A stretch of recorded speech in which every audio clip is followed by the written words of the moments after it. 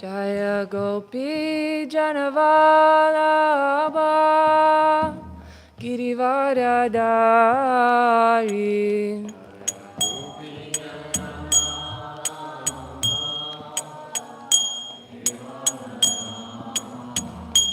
Jaya Gopi Janavallabha Girivaradari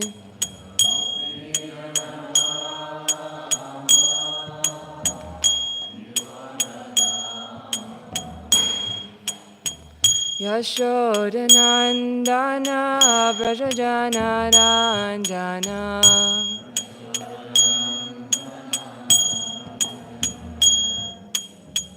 Yashodanandana Vrajajana Ranjana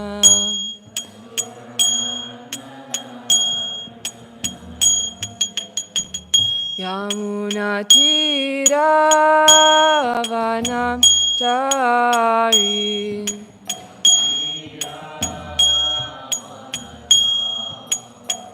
Yamunatiravanam Chari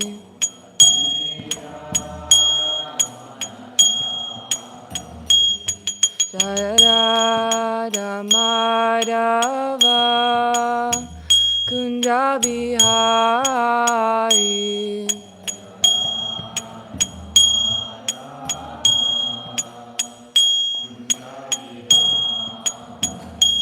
Jaya Radha Madhava Kunja Bihari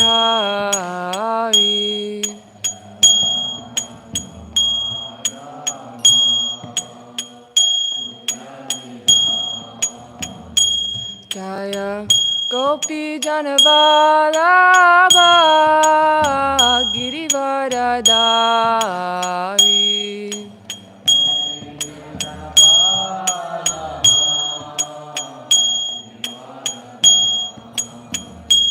Jaya Gopi Janavallabha Girivaradari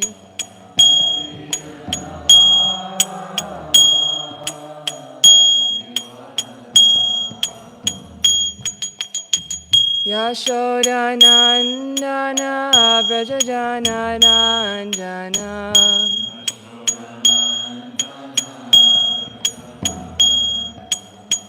Yashodanandana Vrajajana Ranjana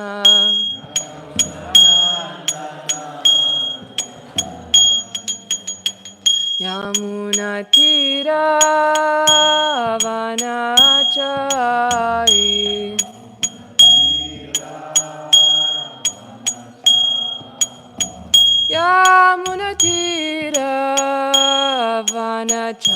Yamunatiravanachari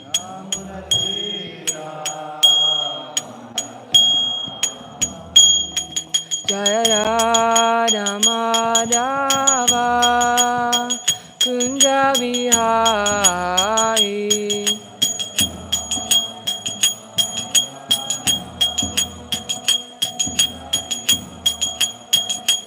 Jaya Radha Madhava Kunja Bihari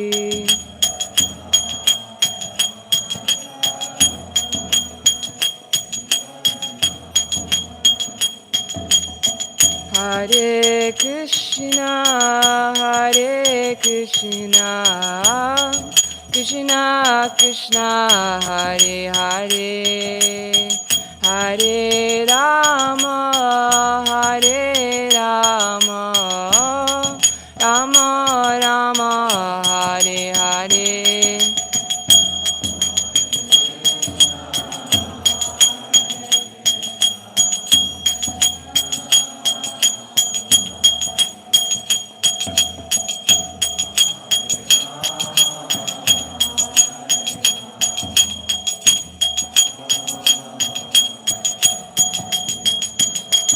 Jaya Radha Madhava, Radha Madhava Shri Radhe.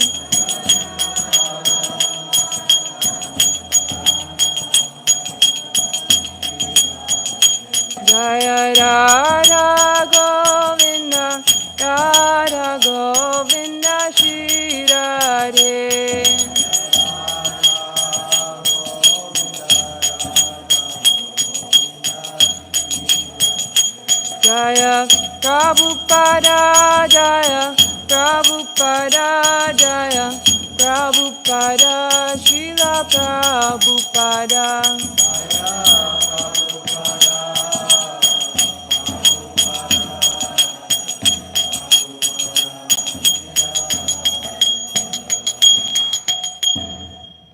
Srila Prabhupada ki, Shri Radha Govinda Dev ki.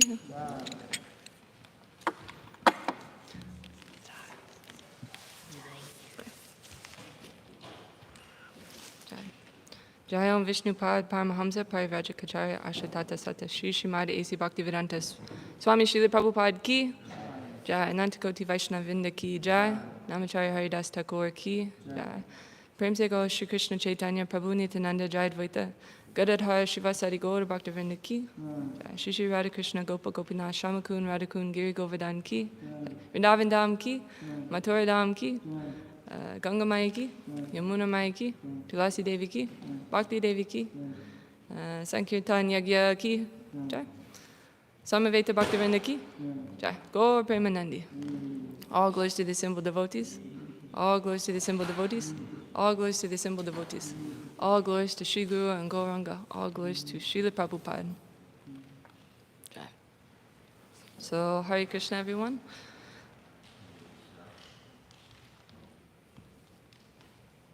What is it? You want me to cover my head? With my sari? Okay, let me cover my head real quick. I hope, let's see if it'll stay. I hope it doesn't.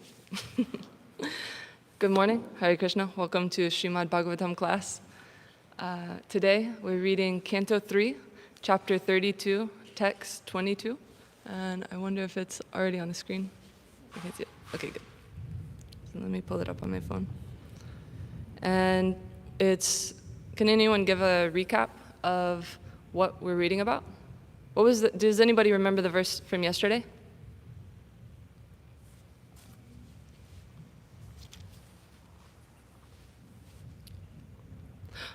Who was here in class yesterday? Y'all are so good. It was such an awesome verse. Okay, I'll tell you. It was about taking shelter. I think the verse, it said, "My dear mother," Kapila Dev speaking, and he said, whatever you do, basically, take full shelter of the Supreme Personality of Godhead. That's the ultimate instruction. So that's what we were reading about yesterday. And today, we have a nice verse that goes hand in hand with that. Is it better? Yeah. Okay, good. Okay, I'll try to keep right here. So we'll go ahead and read the Sanskrit, and then we can chant it all together.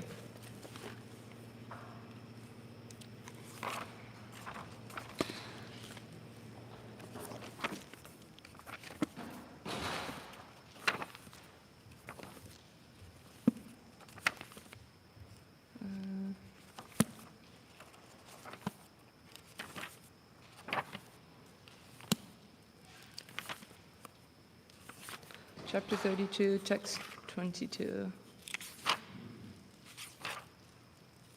Oh, 23. Sorry, it's 23. Chapter 3, Canto 3, Chapter 32, text 23. So, Om Namo Bhagavate Vasudevaya. Om Namo Bhagavate Vasudevaya. Om Namo Bhagavate Vasudevaya. Tasmat Tvam Sarvabhavena. Oh my gosh, I'm supposed to read 23. Sorry. Okay. Vasudeve Bhagavati. Bhakti Yoga Prayojita. Janayatya Suvaragyam. Jnanam Yad Brahma Darshanam. Vasudeve Bhagavati. Bhakti Yoga Prayojita. Janayatya suvairagyam Jnanam yad brahma darshanam Vasudeve Bhagavati Bhakti Yoga Prayojita Janayatya suvairagyam Jnanam yad brahma darshanam. Please chant. Bhagavati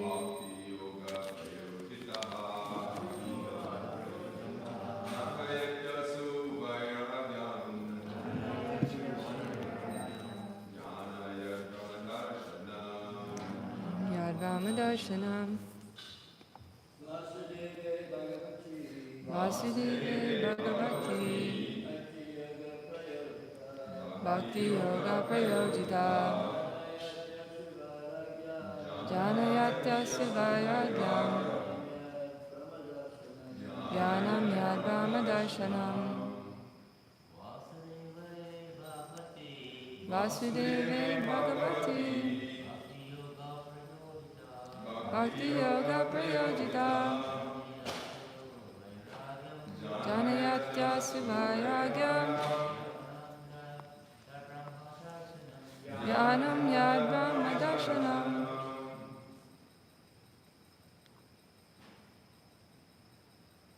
Vaishnavis? Vasudeve Bhagavati Bhakti Yoga Prayojita Janayatya Suvairagyam Jnanam Yad Brahma Darshanam. Vasudev unto Krishna. Bhagavati, the personality of Godhead. Bhakti Yoga, devotional service. Prayojita, discharged. Janayati, produces. Asu, very soon. Vairagyam, detachment. Jnanam, knowledge. Yat, which. Brahma Darshanam, self-realization. Jai.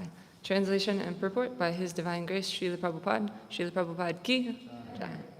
Engagement in Krishna consciousness and application of devotional service unto Krishna make it possible to advance in knowledge and detachment, as well as in self-realization. Purport.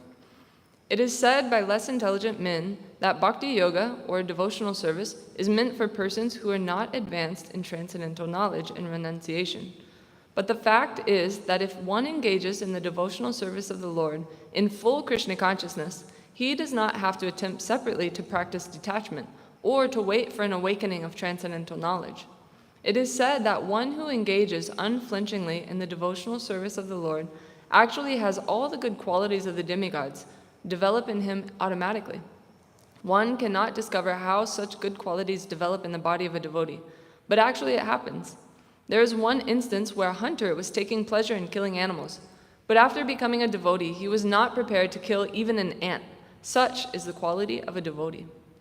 Those who are very eager to advance in transcendental knowledge can engage themselves in pure devotional service without wasting time in mental speculation. For arriving at the positive conclusions of knowledge in the absolute truth, the word Brahma Darshanam is significant in this verse. Brahma Darshanam means to realize or to understand the transcendence. One who engages in the service of Vasudeva can actually realize what Brahman is. If Brahman is impersonal, then there is no question of Darshanam, which means seeing face to face. Darshanam refers to seeing the Supreme Personality of Godhead, Vasudeva. Unless the seer and the seen are persons, there is no darshanam. Brahma darshanam means that as soon as one sees the Supreme Personality of Godhead, he can at once realize what impersonal Brahman is. A devotee does not need to make separate investigations to understand the nature of Brahman. Bhagavad Gita also confirms this. Brahma bhuyaya kalpate. A devotee at once becomes a self-realized soul in the absolute truth. Om Jnanatimirandasya Gananjana Shalakaya Chakshu Militam Yena Tasmai Shri Gurave Namaha.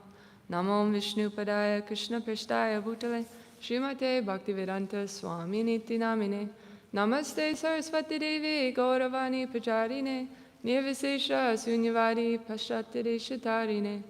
Jai Shri Krishna Chaitanya Prabhu Nityananda Shri Advaita Gadadha Shivasari Gaura Bhaktavinda.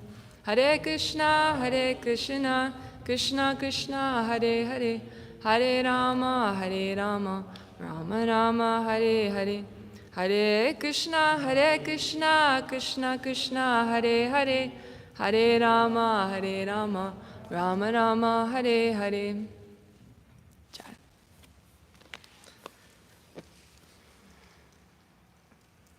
So when I was reading this and thinking, what am I going to say? What are like the major points that I think that Srila Prabhupada is really trying to impress and Śrimad Bhāgavatam is trying to impress on us?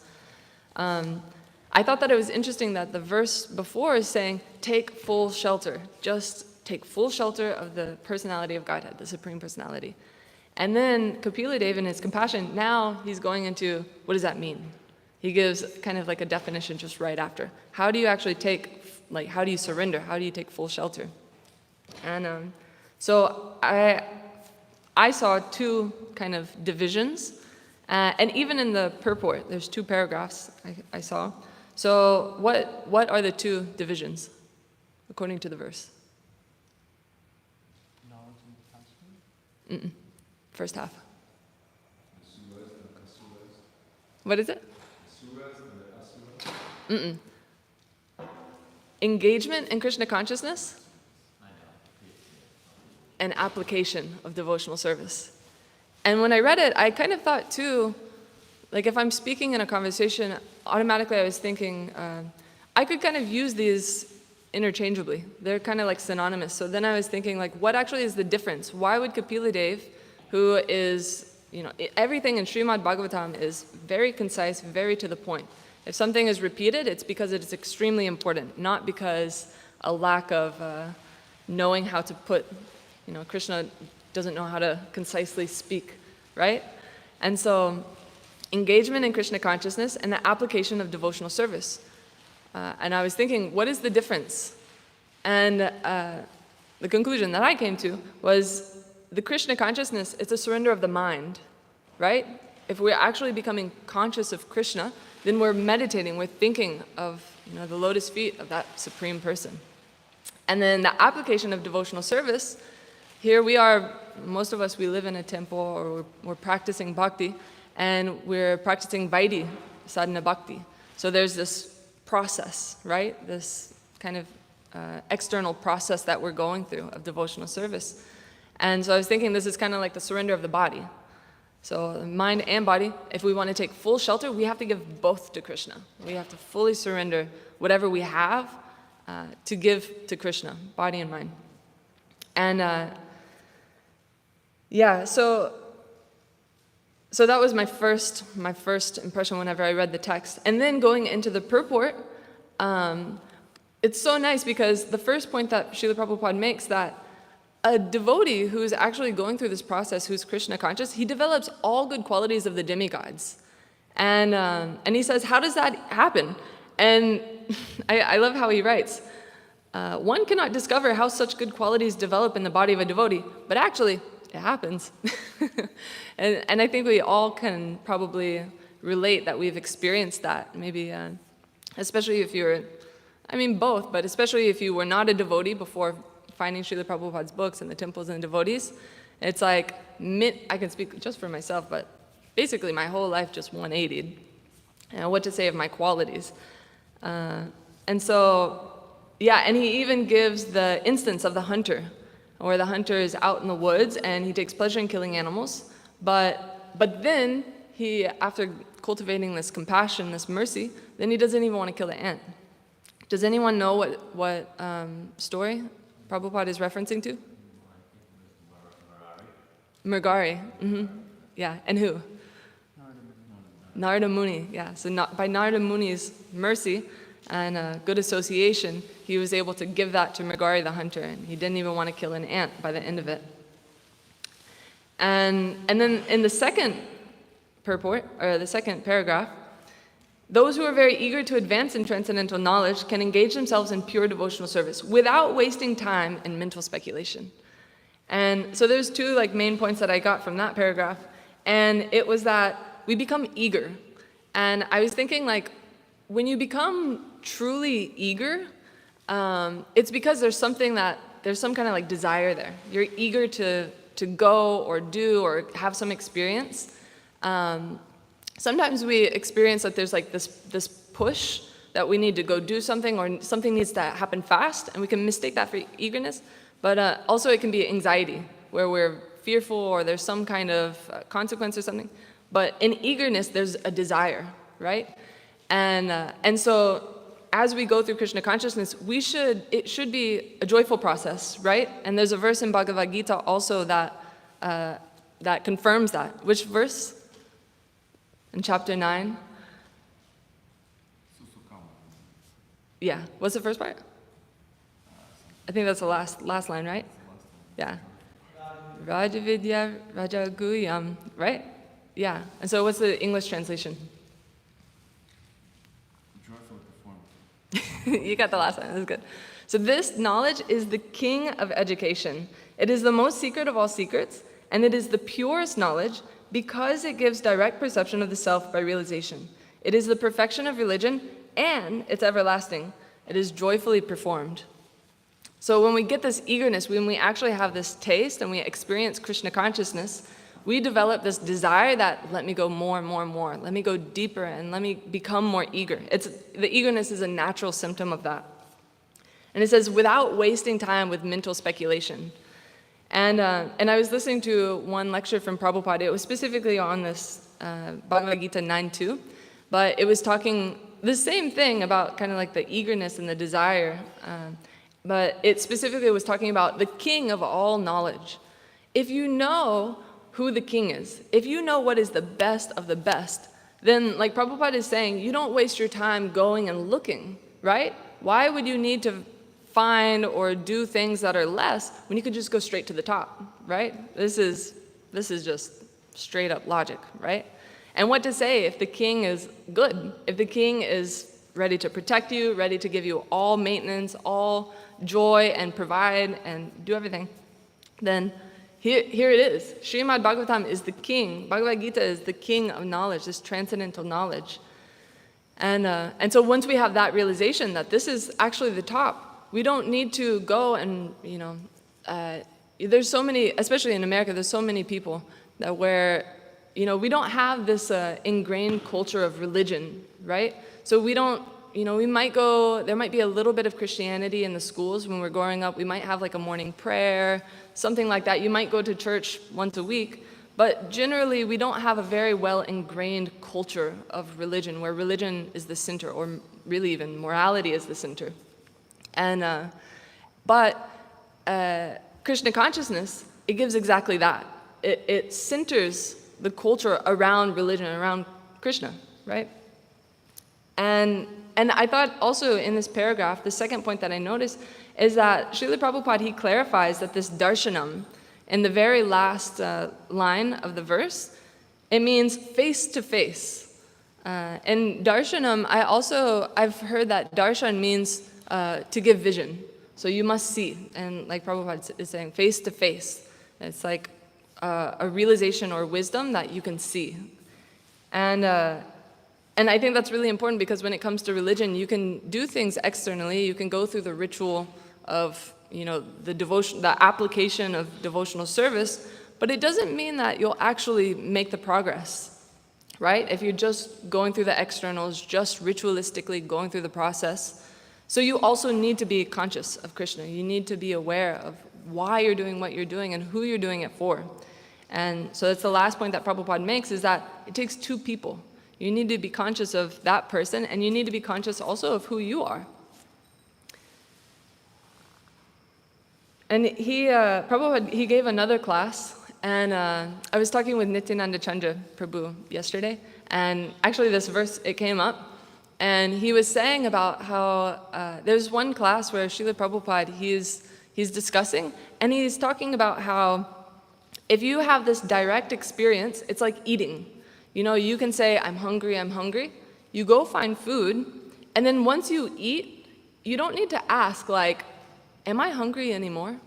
You're just satisfied. You've like directly experienced that your hunger is satisfied and it goes away, right?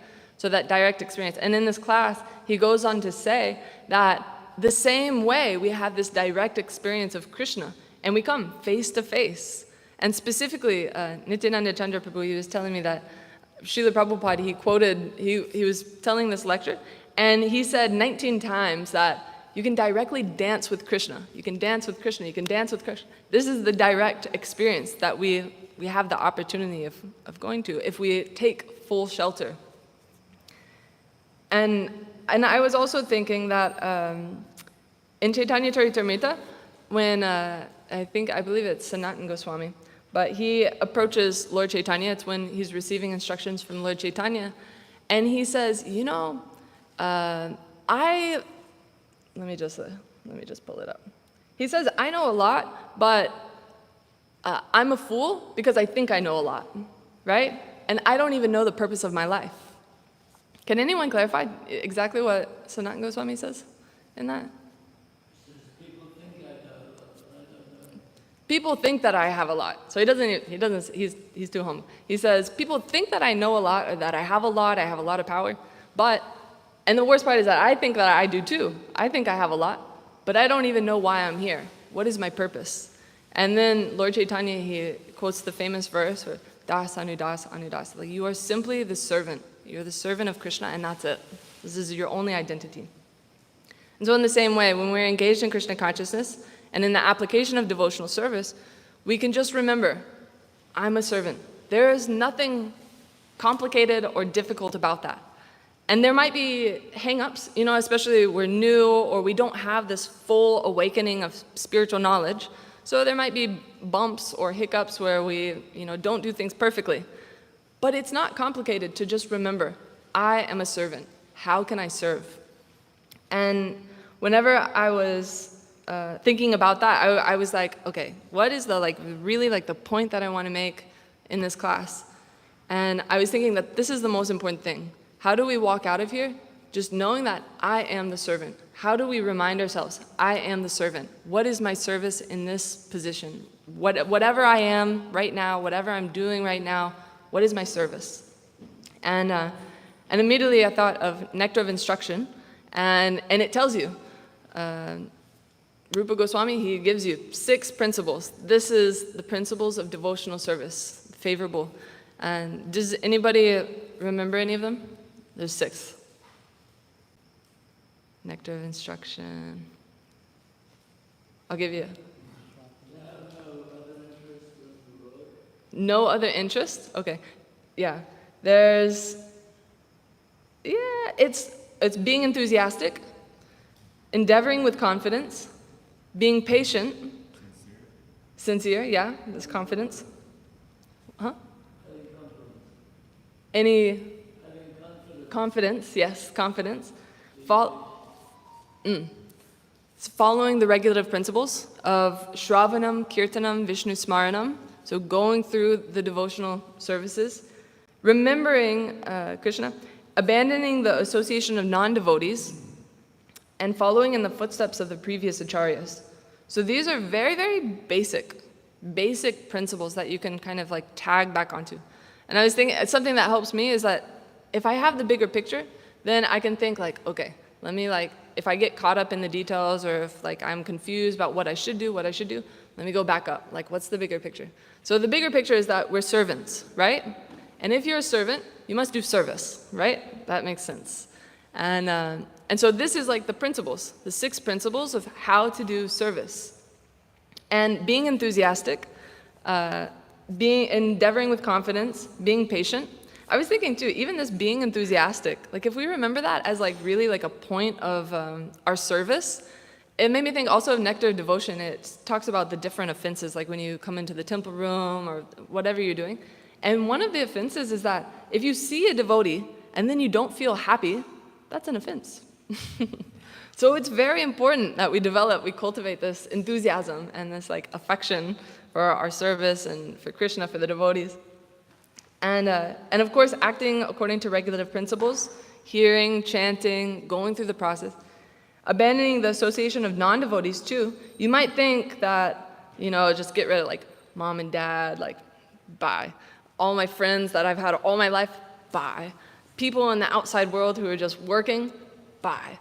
But that's not exactly what abandoning the association means. It means that when you come across these people who are not very, they're not interested in Krishna, they're not interested in learning, or maybe they're even the opposite, they're envious, it means that you don't accept them in your heart. You keep this distance. It doesn't mean, like for example, Mrigari and Narada Muni, right? Mrigari, he had zero interest in Krishna, right? He was in the forest and he was taking pleasure in killing. He was not aware that there was any, Krishna was residing in the hearts of any of those animals, right? But Narada Muni, he didn't say, bye. He said, let me go see what's going on. And then when he had compassion on Narada Muni, when Narada Muni had compassion on Mrigari, he said, let me try to help him, actually. So this association of non-devotees, if we're truly abandoning it, it means that we just don't take their association, the things that that's dear to them, we don't take it into our heart. But it doesn't mean that they become less dear to us. It just means that somehow, how can I connect them to Krishna? So we can give our association, but we can not take their association. And then following in the footsteps of the previous acharyas. So we're very fortunate because we have the best acharya ever, Srila Prabhupada ki jai. And Prabhupada, he came, especially in the Western world, he came here, he gave the perfect example. He was so tolerant and loving and affectionate and so just giving, generous all the time, with his effort, with translating everything for us. So he gave this perfect example of what it means to be compassionate and also, follow what the principles are, while at the same time meeting people where they were, right? In America, a bunch of hippies, they didn't have any kind of, spiritual practice or, spiritual center, but he was able to perfectly meet them where they were. So we're very fortunate that we have Prabhupada, who's a very relevant acharya that we can follow. But then we have so many also acharyas that we can also learn from, like all of the songs from Bhaktivinoda Thakur and Bhaktisiddhanta's, strong lion-like, example. So we can read also the prayers and the lives of those acharyas and try to follow in the footsteps. Not imitate, but we can take their good qualities and try to implement the good qualities in our life. And actually, I was thinking, it's 8:30. I was very inspired when I was thinking, whenever I decided okay, I want to make service, I am a servant, the purpose, the point of this class. I was reading the 4 Questions from Vaisheshika Prabhu, which is a new book that he just released. And very, very short, so sweet. It's so beautifully written, and I really I just recommend it to everyone. It's so wonderful. And in this book, he asked 4 questions. This is the basis of the book. The 4 questions are, what is my purpose? How may I be of service? What is the lesson? And where am I investing my attention? And so I went to how may I be of service, and I was reading that section, and the first thing that he spoke about was that having the service mood is a practice. It is a practice. So it's not that you just, whatever anybody says, you're just yes, I'll do it, okay, whatever, and it stays external. But he was saying that it's the mood. The mood is the practice, having the enthusiasm and the patience to, okay, let me do, what can I do? How can I be of service? And he talked about also how it's a practice in empathy. Whenever we see others, then we have to think, how actually can I serve them? Because, we have this very direct process here where we're, Shravanam, Kirtanam, Vishnu Smaranam, and we can think oh, well, I hear Bhāgavatam every day, so let me go out to the streets, and every single person I make eye contact with, I'll be Om Namo Bhagavate, listen up. I'm going to read something to you. But that is not necessarily the best way to serve others, right? Sometimes it is like Narada Muni, giving compassion or being merciful, giving prasadam or being friendly, just smiling and leaving people with a good impression that maybe this Krishna consciousness is not that bad. Maybe the devotees are not so bad. I don't know what they do in the temple, but it must not be that bad. They look happy. And so yeah, this practice in empathy or compassion, and then also a practice in dovetailing. What is our natural inclination? Where are we? And how do we put Krishna in? How do we just add Krishna? That also is a good practice in developing this service mood. And I was thinking too, because whenever it said that it takes practice, my first thought was like, well, how do you practice it? And even before like continuing to read, I was thinking that I think always a good practice for anybody, devotee or non-devotee, is to just appreciate others, to become very grateful. Because when you're grateful, then you'll become also very humble. And specifically, I was thinking, well, if you want to practice this empathy, first, I mean, to connect with others, you have to have some kind of positive feeling towards them, right? And if you want to cultivate that positive feeling, then, okay, you need to be grateful for something they do, or you need to appreciate some quality they have. So I was thinking, like, if we made it a daily, routine where we just see someone and we think, this is what I like about this person. I was thinking that even like in the sixth principle where it says following in the footsteps of the previous acharyas, we have the acharyas. But I was thinking that even in this mood of appreciation and like cultivating gratitude, then when we're appreciating the good qualities in others, we can also think, let me be like this person. Like Jai Radhe is an amazing cook, and she is Surrender, just went to Vrindavan, and now here she is back at Radha Govinda's lotus feet. Or Vasily also is working so hard, like renovating the temple, like building the temple for the devotees. Adikarta Prabhu goes out every single day, he's distributing books, has made, probably millions of devotees all over the universe. And so devotees have such good qualities. And this is like, if you ever meet someone and you think like, this devotee, they don't have good qualities, I don't like them, this devotee is no good, then actually, I'm sorry, you're in Maya. You're an illusion, because according to Prabhupada, devotees develop good qualities automatically, no question. So there is some good quality there that we can find. And we just have to have the consciousness to plug in and then see what Krishna has given that devotee, what kind of gift, what kind of service that they're able to do. And our practice is to appreciate, to find it, appreciate it, and cultivate that mood of like, they're doing something so nice for Krishna, they're so dear to Krishna, how can I serve that devotee? How can I help them in their service? Because they have that good quality. And I also was thinking how bhakti isn't necessarily about the service that you do, but it's about the mood of the service, the quality of the service, and the mood that you do it in. And also in the 4 questions, Vaisheshika Prabhu, he brings up how when Hanuman, Lord Ram is trying to get to Lanka, and Hanuman is carrying these giant boulders. And I think Surabhi, she also spoke about this in her class just briefly, but how there's like this little chipmunk or squirrel or spider, depending on whatever story you read, and all this squirrel can bring is just a little grain, just a little pebble, and he's just putting it in. And Hanuman says, you're not actually helping. Like it's such a small part in this bridge that's very, very big. And Lord Ram comes and he says, no, this is just as good of service as you're offering. Your boulder or this grain, I'm so grateful for it all. And then also in the Ramayana, Jatayu, when Jatayu, the big bird, he goes and he sees that Sita has been kidnapped by Ravana, then he goes after Sita immediately. He's kind of in anxiety, and he's saying like, this is not good. And he goes after and he tries to fight Ravana while they're flying away in their chariot. And Ravana, who's incomparable in strength, he is so powerful compared to Jatayu. Obviously, Ravana just immediately basically cuts off his wings. And Jatayu, he loses his life, right? But at the moment, because he had so much surrender, he went after and he was trying to serve Mother Sita and Lord Ram.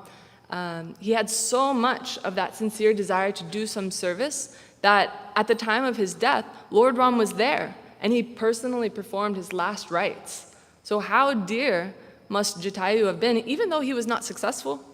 You know, he did some service that really he wasn't even necessarily, he wasn't able to do it. He didn't have the capacity or the strength to fight Ravana. He basically immediately was defeated. But still, he was so dear, and Lord Ram was so grateful that he performed his last rites. And another point that Vaisheshika Prabhu made was that service often comes from those who already have service. So as we're finding the devotees, we're appreciating them, we're finding their good qualities, then we can see like what service they're doing.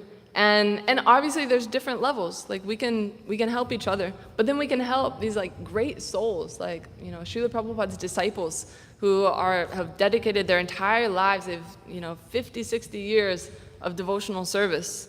And we can see, what are they doing? What do they want to do? And how can I plug in? So many teachers, they need like people to help edit their books or transcribe, or we can go on Harinam Sankirtan, we can go meet people and we can give them Krishna consciousness and pull them into something that's much bigger than us. So our service doesn't have to be just limited to what we can do, but we can pull them into something that's much bigger than us. And yeah, so at the very end of this chapter, it's a short book, but at the end of this chapter, I was already thinking like, how do you practice that service mood? And then that book is so nice. I really like it. I appreciate it so much. But at the end, there's a journal prompt, and he says, do exactly that. He says, appreciate others, see their acharya qualities, and when we see the good qualities in others, it makes it easier to empathize with them. So there were like 2 prompts, and it said like, how can you appreciate someone? And then what service can you do to serve that person or serve them? So these were some of my thoughts.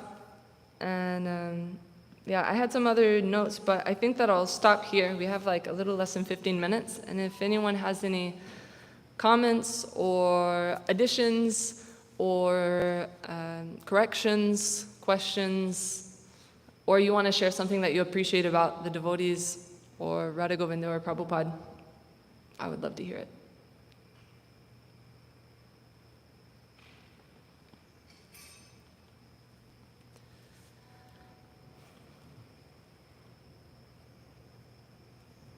Maybe I'll make... Does anyone have anything? Oh, yeah. Hare Krishna, thank you for your wonderful class. Yeah, I was reading, there's one time Lord Krishna was sending out, you know, he's sending Dhirojan and what's the other leader for the opposition? What is it? Yudhishthira. He was sending out there to, you know, he sent Dhirojan, he said, go there and see how much good people is there, you know. So Dhirojan went and he came back. He said, I didn't see any good people. So he sent Yudhishthira. He said, go out there and see how much bad people out there. He said, I didn't see any bad people. So it's within you, you know, if you have devotion towards the Supreme Personality, you doesn't see fault in anybody, you know. Yeah, and also I read, I think it's in Narad Puran or something, so it says, if you hate somebody, you know, Krishna is saying you're hating part of me. Yeah. So we should always give love, you know, despite of people, you know, the condition, what they are, you know. As Narad Muni was compassionate to Merkari the hunter, you know. He was, you know, just half kill these animals and, you know, he's having pleasure, you know, seeing them suffer, you know. But when he got the association of a pure devotee, his mind changed, you know, he becomes a devotee. Yeah, and also I saw in the chat you're leaving maybe the temple for a short time. And during my short visit here, working alongside you in doing service, you're very passionate in your service towards, you know, the Supreme Lord. And you're a person, you know, you like to work by yourself, and, you know, it's okay, but and your service here is being appreciated very much. And thank you so much. And one time I told the temple president when I was living in Guyana, I said, I'm going to Barbados to live and work. He said, whatever you do, just make sure it take you closer to Krishna. Yeah. So I wish you well on your way, whatever your endeavor is, success, and very, very good luck, and my very blessings to you. Hare Krishna. Thank you. Hare Krishna. Anybody else want to say something?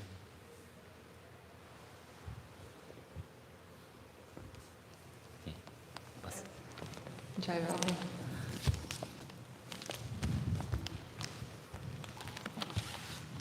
Thank you for the class.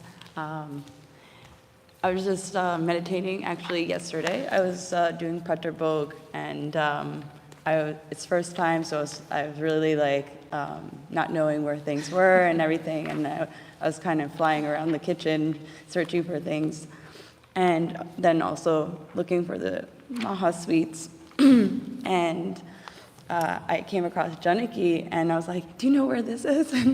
And she could see I was like frazzled to execute my service. And then, she offered to help me. She's like, do you need any help? Like, I can plate the whatever you've prepared already, so to make it easier. And, like going out of her way, she didn't have to do that. She could have just like, okay, you can find this here and, be on her way. But she, went the extra, mile to like extend herself to help me in the service, because she could see that I was struggling in it.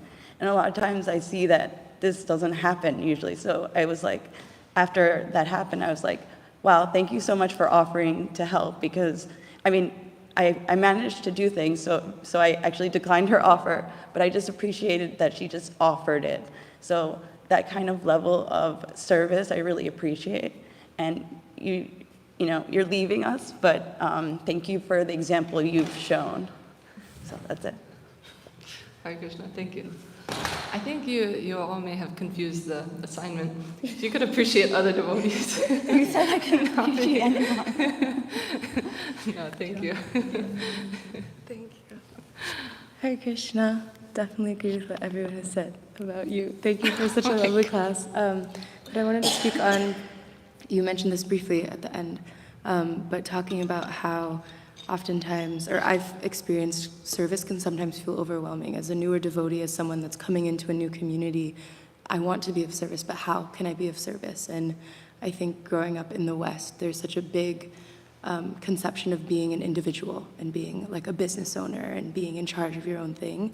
But the best way to serve a lot of the times is by serving other devotees. So I love how you shared that, and that the importance of looking at glorifying the devotees around us, looking at them and seeing like, wow, I really love this quality. Janaki is such a great public speaker. She makes eye contact as she's sharing, is able to connect all these things and really keep a focus on Prabhupada and sharing his message and all of that, and also encouraging us to be of service and serve those around us. And then, right, that second half of once you see the devotee and glorify them, how can you then be of service to them? And that's also a really good challenge as well for when we're having conflicts with other devotees, or maybe we're focusing more on something that irks us about someone else.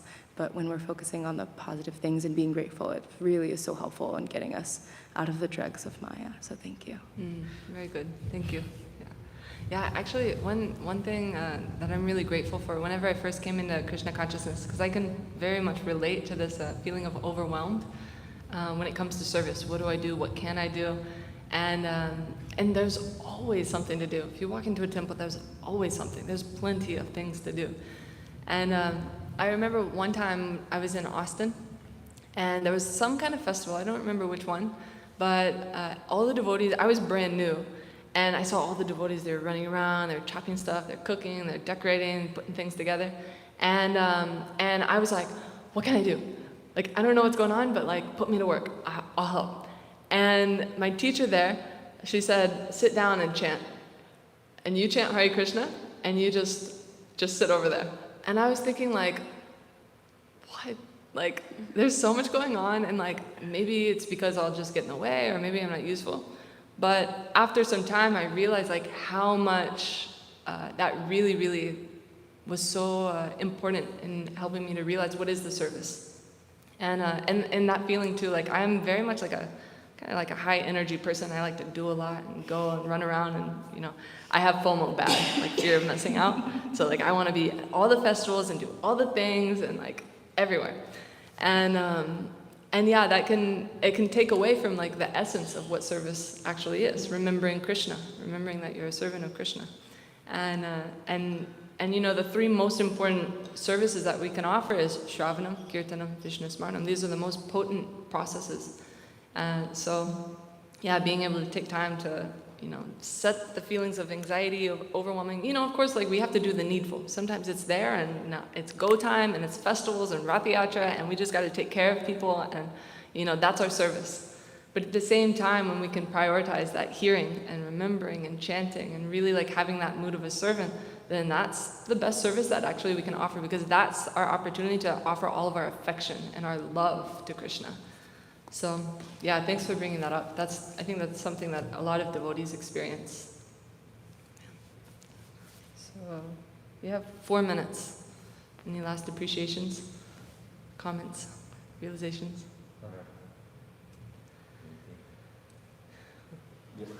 Sitaram? Similar verse like that somewhere. Vasudeva Bhagavati Bhakti Yoga Prayojita Janaki Maybe use the Suvairagam mic. Jnanam Chayara Pankam. It's okay. Okay.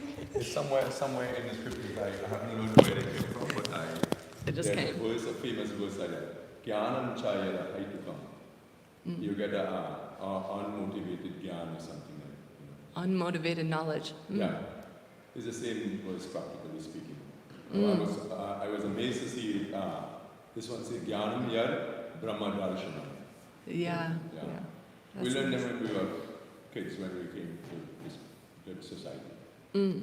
Good. You don't remember where that verse is from? No? That's good. I bet we can find it after class. We can try to look it up. That's good. Yeah, and actually, I didn't even touch on, I had some notes, but I didn't really touch on it, about how these two things, engagement in Krishna consciousness and the application of devotional service to Krishna, make it possible to advance in knowledge and detachment, as well as self-realization. And it reminded me of Damodar Leela, how like the two things that we need in our spiritual life are endeavor, or engage in Krishna consciousness, and do devotional service, that's our endeavor. And then the mercy is that Krishna makes it possible. Krishna gives us the ability to advance in our spiritual life. So, there's 2 minutes. I want to say thank you. I think this might be my last class for a very long time.